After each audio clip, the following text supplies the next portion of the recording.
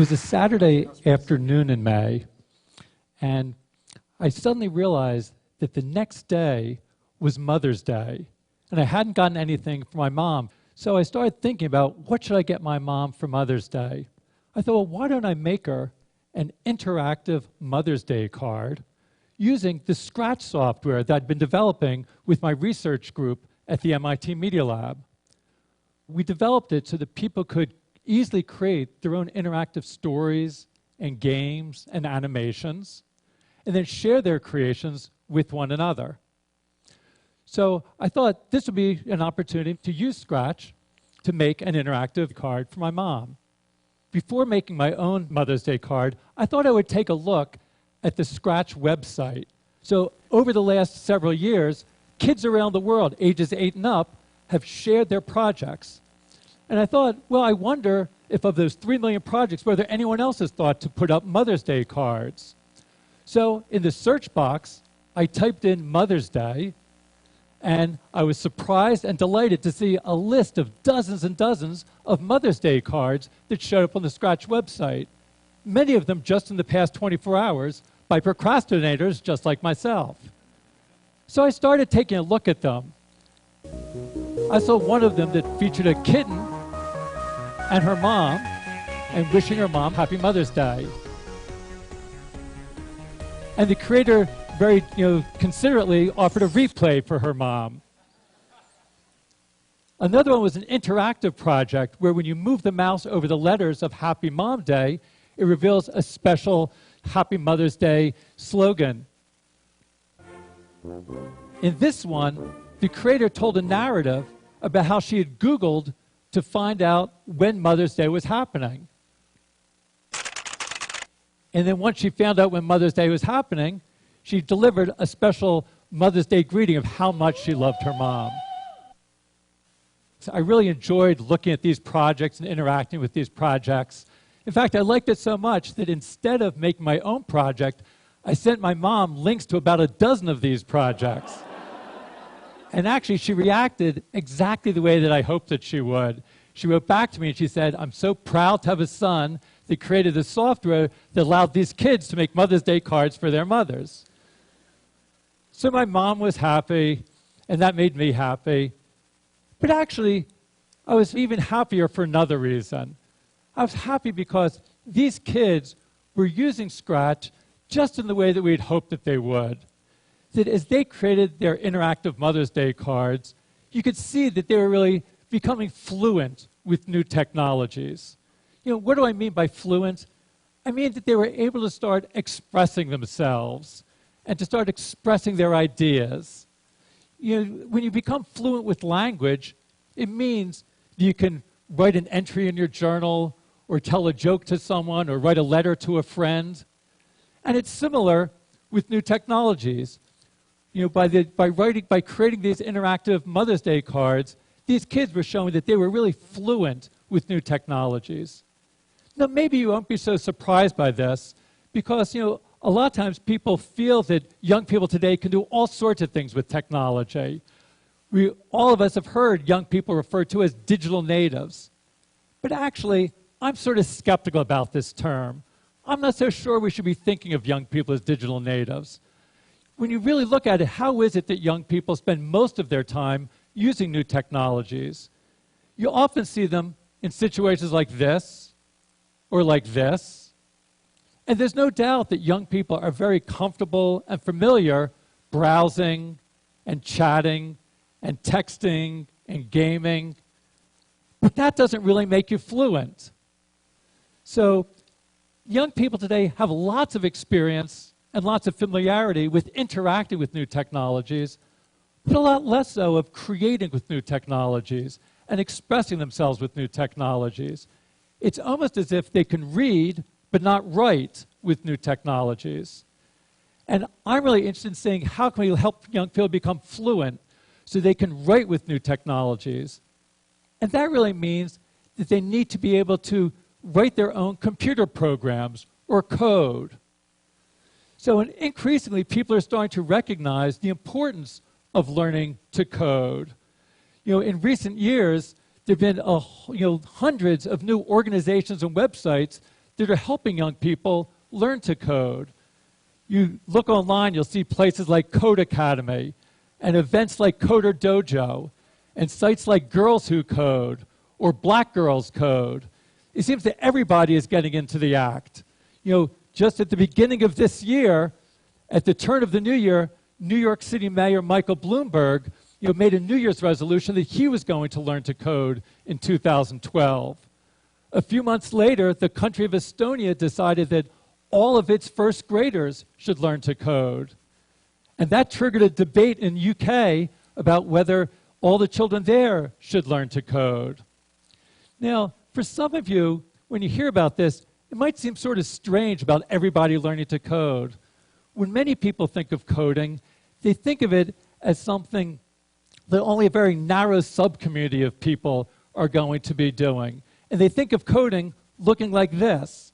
And in fact, if this is what coding is like, it will only be a narrow subcommunity of people with special mathematical skills and technological background that can code. But coding doesn't have to be like this. Let me show you about what it's like to code in Scratch.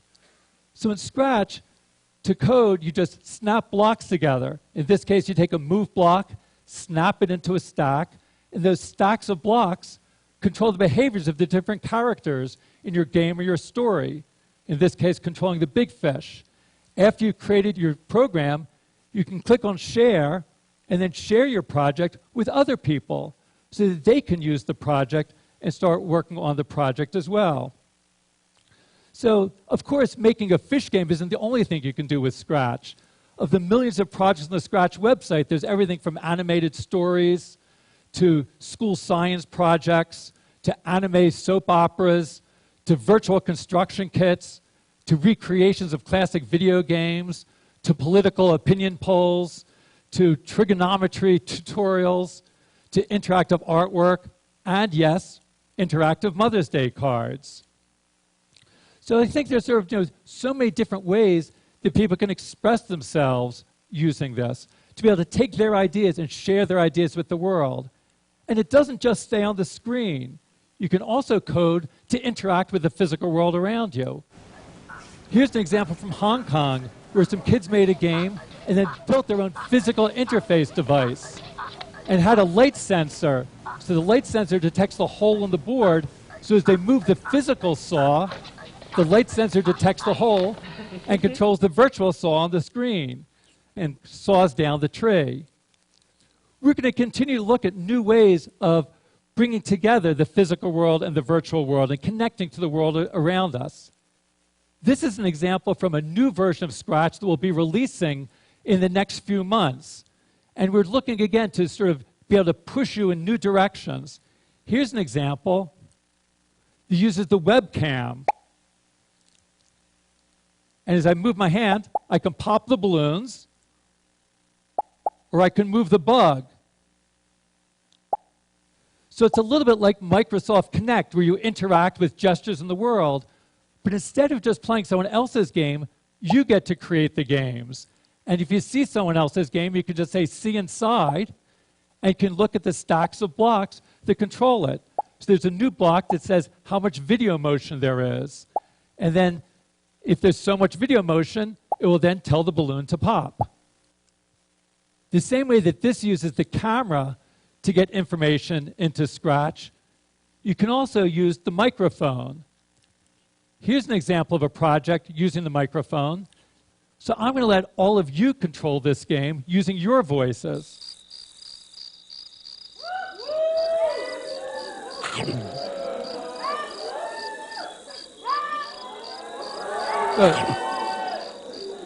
So maybe control your...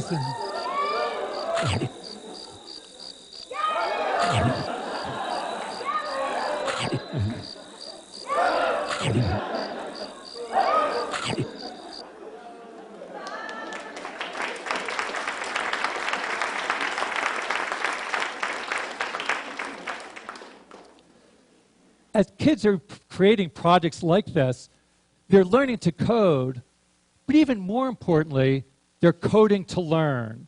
Because as they learn to code, it enables them to learn many other things, opens up many new opportunities for learning. Again, it's useful to make an analogy to reading and writing. When you learn to read and write, it opens up opportunities for you to learn so many other things. When you learn to read, you can then read to learn. And it's the same thing with coding. If you learn to code, you can code to learn.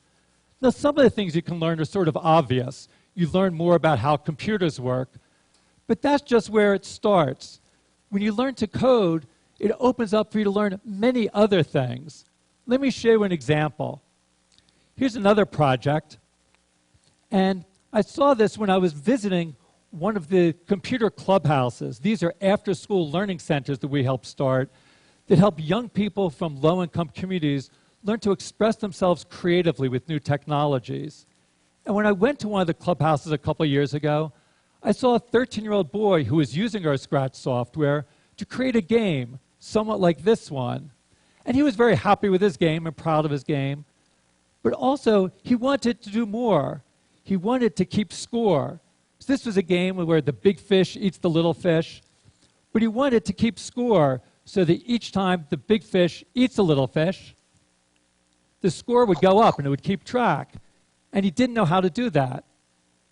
So I showed him that in Scratch, you can create something called a variable. I'll call it score. And that creates some new blocks for you. And it also creates a little scoreboard that keeps track of the score. So each time I click on change score, it increments the score. So I showed this to the clubhouse member. Let's call him Victor. And Victor, when he saw that this block would let him increment the score, he knew exactly what to do. He took the block and he put it into the program exactly where the big fish eats the little fish. So then, each time the big fish eats the little fish, it will increment the score, and the score will go up by 1. And it's in fact working. And he saw this, and he was so excited, he reached his hand out to me, and he said, "Thank you, thank you, thank you." And what went through my mind was, how often is it that teachers are thanked by their students for teaching the variables? It doesn't happen in most classrooms. But that's because in most classrooms, when kids learn about variables, they don't know why they're learning it. It's nothing that really they can make use of. When you learn ideas like this in Scratch, you can learn it in a way that's really meaningful and motivating for you. You can understand the reason for learning variables. And we see that kids learn it more deeply and learn it better. Victor, I'm sure, had been taught about variables in schools, but he really didn't. He wasn't paying attention. Now he had a reason for learning variables. So when you learn through coding and coding to learn, that you're learning it in a meaningful context, and that's the best way of learning things. So as kids like Victor are creating projects like this, they're learning important concepts like variables, but that's just the start. As Victor worked on this project and created the scripts, he was also learning about the process of design, how to start with a glimmer of an idea and turn it into a fully fledged functioning project, like you see here. So he was learning many different core principles of design, about how to experiment with new ideas, how to take complex ideas and break them down into simpler parts, how to collaborate with other people on your projects, about how to find and fix bugs when things go wrong, how to keep persistent and to persevere in the face of frustrations when things aren't working well. Now, those are important skills that aren't just relevant for coding. They're relevant for all sorts of different activities. Now, who knows if Victor is going to grow up and become a programmer or a professional computer scientist? It's probably not so likely, but regardless of what he does, he'll be able to make use of these design skills that he learned, regardless of whether he grows up to be a marketing manager or a mechanic or a community organizer. That these ideas are useful for everybody. Again, it's useful to think about this analogy with language. When you become fluent with reading and writing, it's not something that you're doing just to become a professional writer. Very few people will become professional writers, but it's useful for everybody to learn how to read and write. Again, the same thing with coding. Most people won't grow up to become professional, computer scientists or programmers, but those skills of thinking creatively, reasoning systematically, working collaboratively, skills you develop when you code in Scratch are things that people can use no matter what they're doing in their work lives. And it's not just about your work life. Coding can also enable you to express your ideas and feelings in your personal life. Let me end with just one more example. So this is an example that came from after I had sent the Mother's Day cards to my mom. She decided that she wanted to learn Scratch. So she made this project for my birthday and sent me a happy birthday Scratch card. Now, this project is not going to win any prizes for design, and you can rest assured that my 83-year-old mom is not training to become a professional programmer or computer scientist. But working on this project enabled her to make a connection to someone that she cares about, and enabled her to keep on learning new things and continuing to practice her creativity and developing new ways of expressing herself. So, as we take a look and we see that Michael Bloomberg is learning to code, all of the children of Estonia learn to code, even my mom has learned to code, don't you think it's about time that you might think about learning to code? If you're interested in giving it a try, I'd encourage you to go to the Scratch website at scratch.mit.edu and give a try at coding. Thanks very much.